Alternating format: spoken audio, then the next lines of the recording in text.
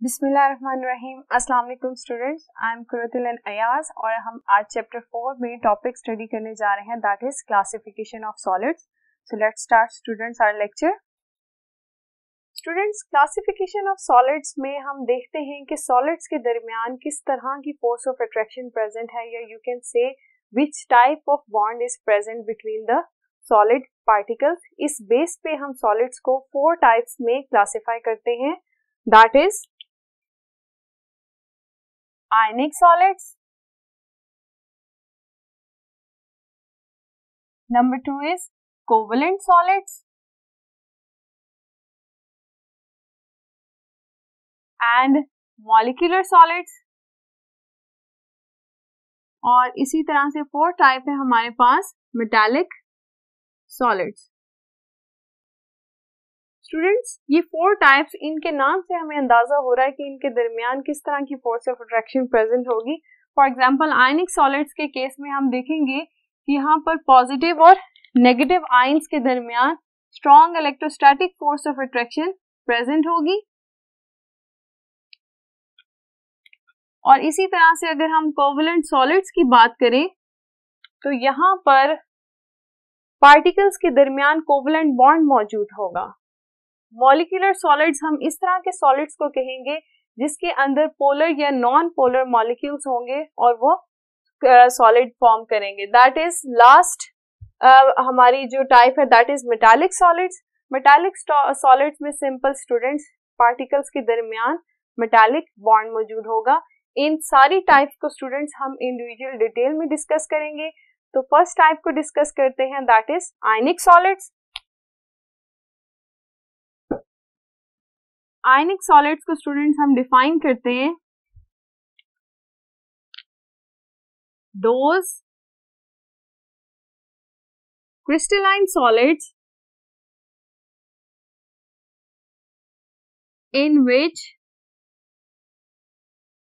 constituent particles are positively and negatively charged ions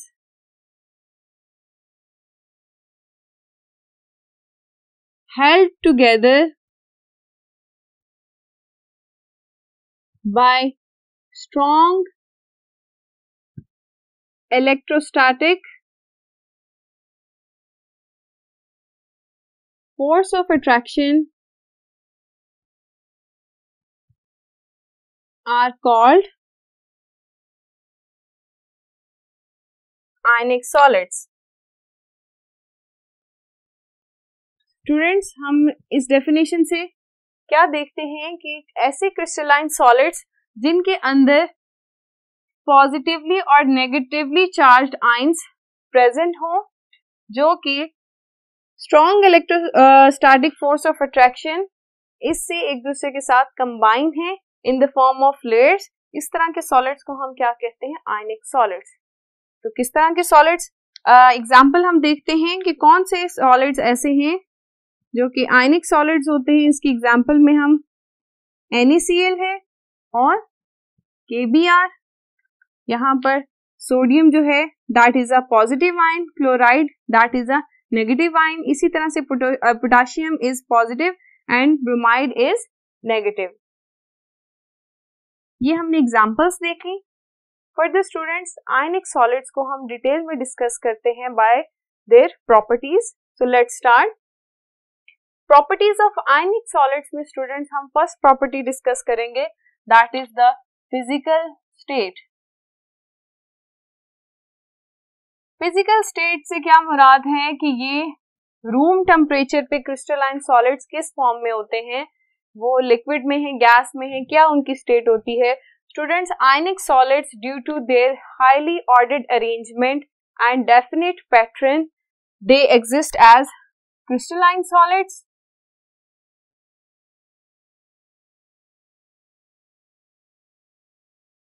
And at ordinary temperature and pressure they never exist in the form of liquid or gas। आपके सामने ये एक आयनिक solid का crystal lattice है। इसमें आप देख सकते हैं कि इनकी ज्योमेट्री, इनका पैटर्न जो है वो कितना ज्यादा स्पेसिफिक और डेफिनेट है, कॉम्पैक्ट पैटर्न है, जिसकी वजह से इनकी फिजिकल स्टेट जो है वो क्या है, क्रिस्टलाइन सॉलिड है। नेक्स्ट प्रॉपर्टी की तरफ आते हैं, that is hardness. Compact arrangement होने की वजह से और strong electrostatic force of attraction present होने की वजह से ionic solids they are very hard. अब क्योंकि strong electrostatic force of attraction भी प्रेजेंट है तो ये क्या वॉलेटाइल होंगे? No. Volatility, it's mean they are not volatile due to present of very strong force of attraction. और इसी तरह से स्टूडेंट्स, जब किसी पार्टिकल्स या कह लें कि कॉन्स्टिट्यूएंट पार्टिकल्स के दरमियान strong electrostatic force of attraction होती है and they are very compactly arranged, तो फिर इस तरह के सॉलिड्स का मेल्टिंग और बॉइलिंग पॉइंट भी बहुत ज्यादा होता है। तो next property, melting point and boiling point, इनके क्या हैं? They have very high melting and boiling points. Next students, हम डिस्कस करते हैं इसकी प्रॉपर्टी,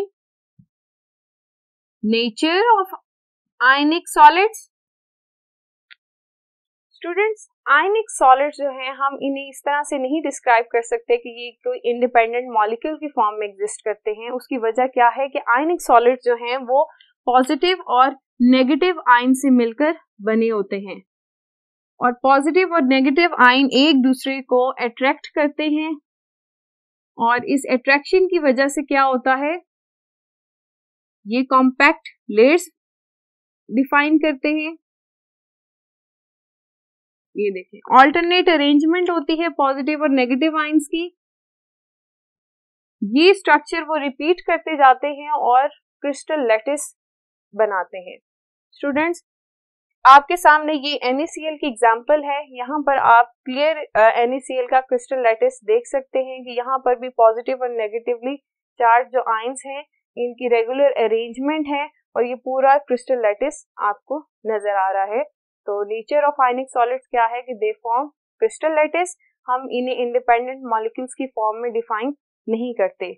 इसी वजह से स्टूडेंट्स हम आयनिक सॉलिड्स का फॉर्मूला मास कहते हैं, हम इसका मॉलिक्यूलर मास नहीं कहते क्योंकि ये मॉलिक्यूल्स की फॉर्म में एग्जिस्ट नहीं करते।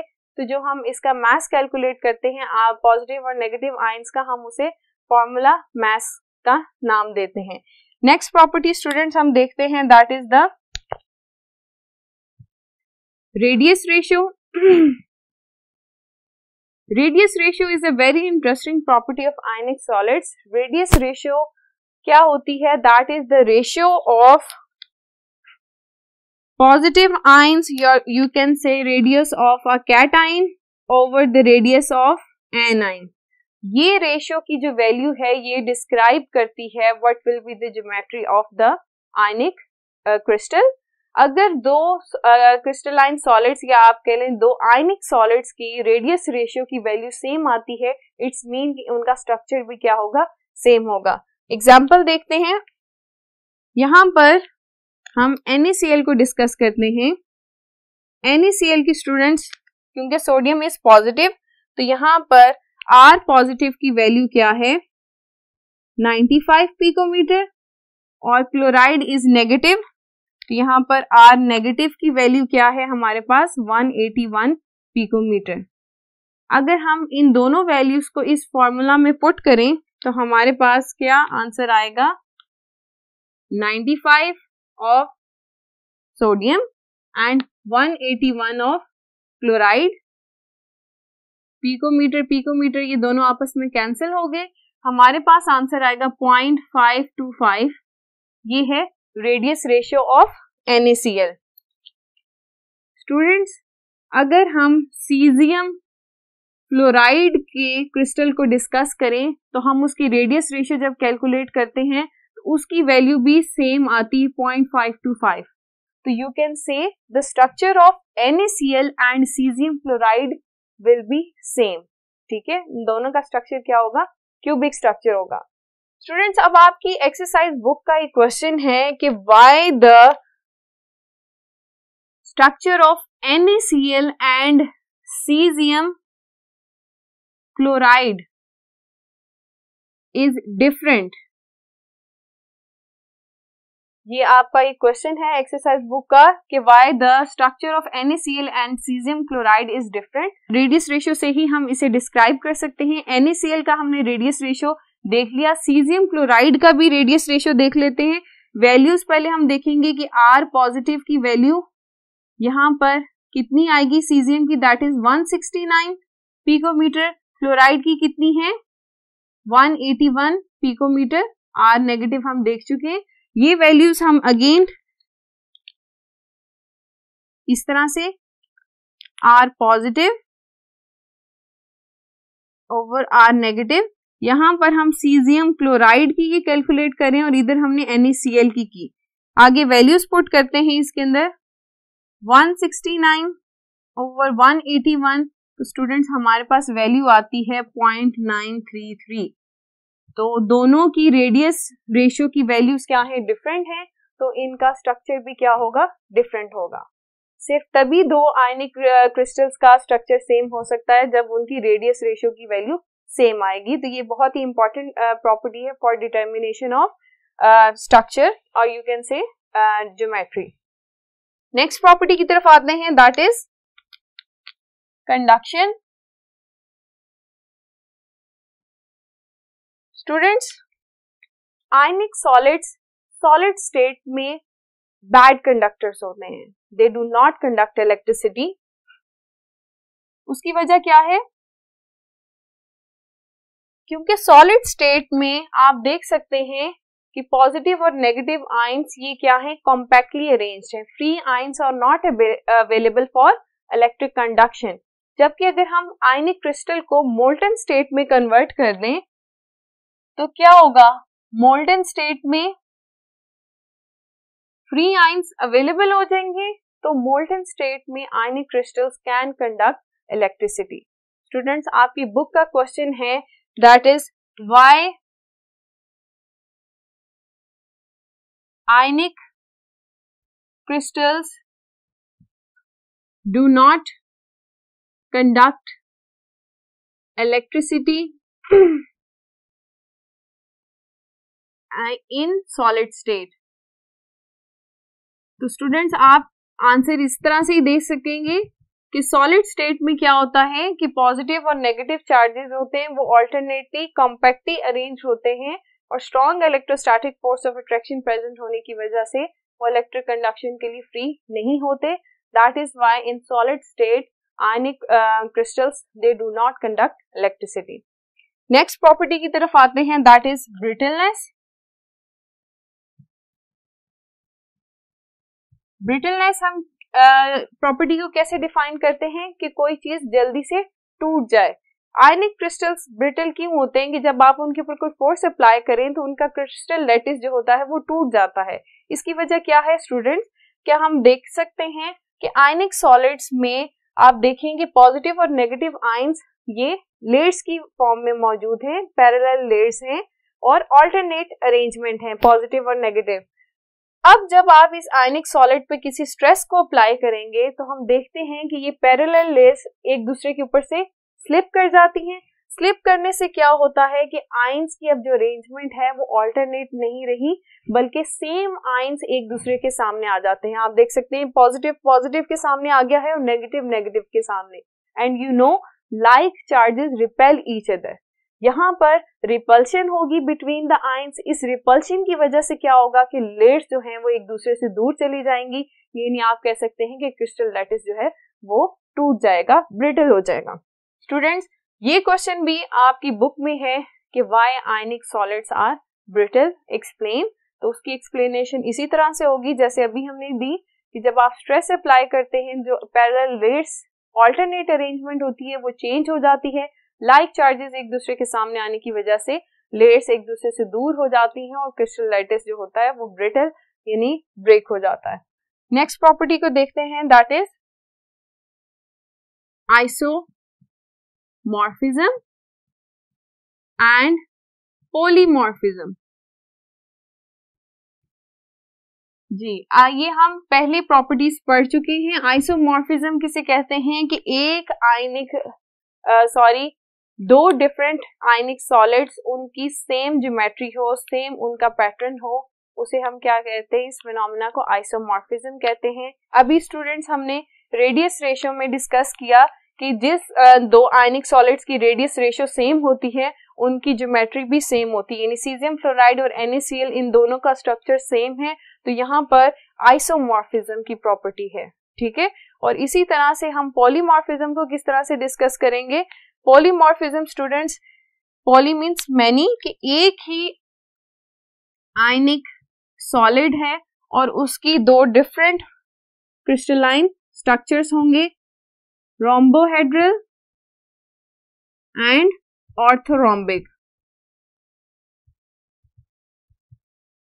सिल्वर नाइट्रेट ये एक ही आप कह लें कंपाउंड है और इसके क्या हैं, दो डिफरेंट स्ट्रक्चर्स हैं, तो ये क्या आ गया है, पॉलीमॉर्फिज्म।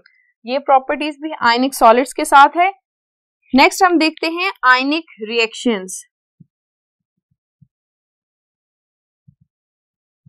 आयनिक रिएक्शन स्टूडेंट्स, जब भी आप आयनिक सॉलिड्स को पोलर सॉल्वेंट्स में डिसॉल्व करवाएं, for example water is a polar solvent, हम जब भी किसी आयनिक सॉलिड को पोलर सॉल्वेंट में डिसॉल्व करवाएंगे तो वो बहुत जल्दी डिसॉल्व हो जाएगा और सॉल्यूशन के अंदर वो आयंस की फॉर्म में होगा। अब स्टूडेंट्स, अब आप इस अगर सॉल्यूशन के अंदर एक और आयनिक सॉलिड डालते हैं तो क्या होगा, आयनिक रिएक्शन बहुत ज्यादा फास्ट होता है। क्यों? क्योंकि ions are readily available for the reaction. यहाँ पर आप देख सकते हैं स्टूडेंट्स कि हमने क्या लिया है, कैल्शियम क्लोराइड और लेड नाइट्रेट। इनको जब हमने एक पोलर सॉल्वेंट में डिसॉल्व किया तो आयनिक रिएक्शन बहुत ज्यादा तेजी के साथ हुआ और लेड क्लोराइड डिपॉजिट हो गया।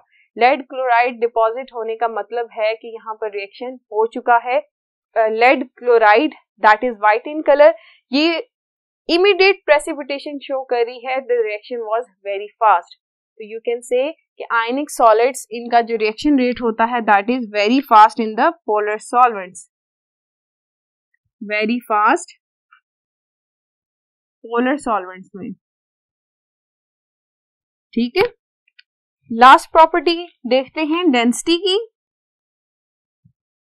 Density of ionic solids, density का फॉर्मूला क्या है, density is equal to mass over volume. Ionic solids का वॉल्यूम कम होता है ड्यू टू कॉम्पैक्टनेस। ठीक है, पॉजिटिव और negative ions strong electrostatic force of attraction present होने की वजह से बहुत ज्यादा कॉम्पैक्ट होते हैं।